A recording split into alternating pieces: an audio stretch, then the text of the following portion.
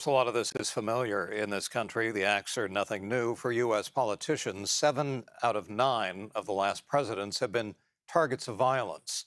4 U.S. presidents have been assassinated while in office. Presidents Lincoln, Garfield, McKinley in 1901, and President Kennedy in Dallas in 1963. Ronald Reagan and Gerald Ford survived assassination attempts, one in San Francisco, when President Ford escaped the second assassination attempt in less than 3 weeks. He was leaving the St. Francis Hotel in 1975 when a member of the Manson family fired one shot at him and missed. President Reagan was shot while walking to his vehicle after giving a speech in Washington in 1981. 3 other people were shot in that incident, including his press secretary, James Brady, who then spent a lifetime advocating for gun control. The Bay Area is all too familiar with this kind of political violence, both in our distant and very recent past. Kevin Coe reports. Harvey Milk, the first openly gay man to be elected into public office in California, was shot and killed in 1978. The corners of Castro and Market Streets have been known as Harvey Milk Plaza since 1985. The attempted assassination of former President Donald Trump brought moments of heavy reflection for those who still honor Harvey Milk to this day. In this day and age, in a democracy, we should be able to treat one another with respect. We want to promote civility in our discourse. Jeffrey Kwong is the president of the Harvey Milk LGBTQ Democratic Club. We met outside San Francisco City Hall, where Harvey Milk and George Moscone were both shot and killed. It was a very sorrowful and tragic moment in San Francisco history that we still commemorate every single year on that night of the shootings.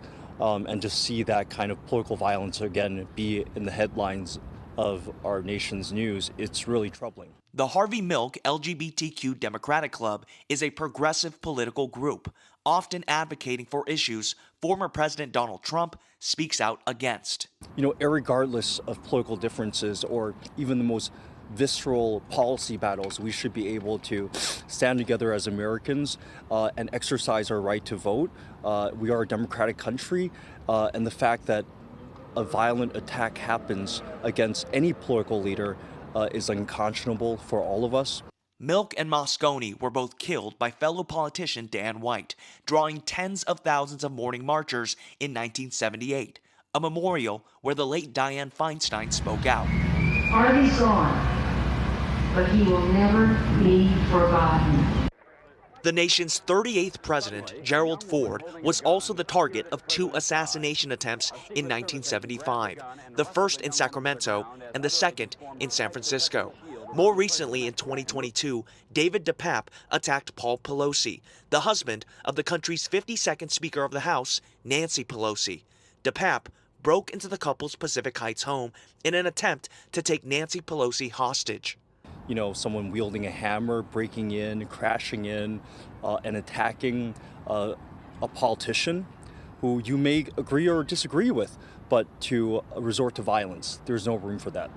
Kwong says he and his organization are hoping to counter ongoing political discourse, which he says has included death threats to the Milk Club this year. We want to really lift up that dialogue and really return to civility and respect and show empathy.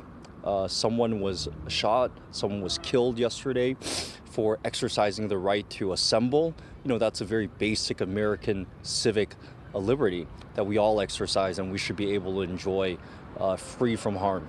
Kwong also says, regardless of what anyone believes in politically, this election year should be able to provide a space for people to come out and learn about the issues affecting them. He also says his community and everyone need to remain vigilant.